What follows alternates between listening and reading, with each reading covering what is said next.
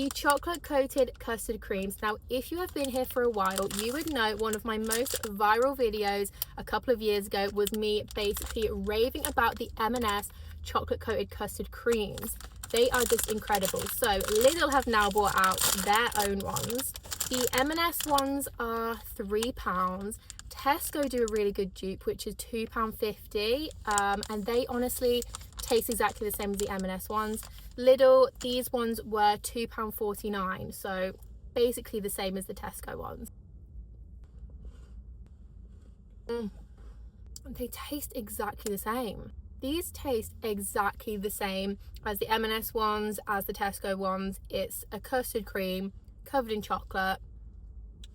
That's really, really good. These are definitely a win. Very, very happy with those. Would recommend. Fizzy feet. Okay, apparently these are the dupes of the Percy Pig Fizzy pigtails, which we all know are like the most sour sweet ever. The texture is different. The taste is different. They are nowhere near as sour.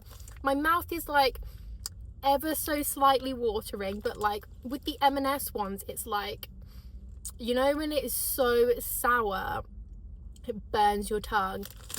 These are nowhere near. They're nice sweets. I don't think they're dupes, and I think they're okay, but they're definitely not sour enough. Okay, Henry Hippos. These are really nice. Again, the texture is different.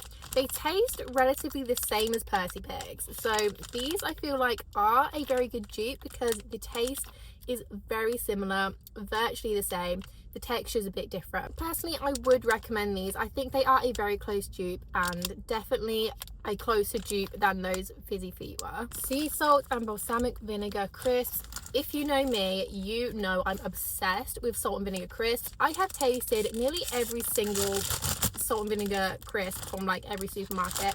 I've not tried these before, so let's give these a go.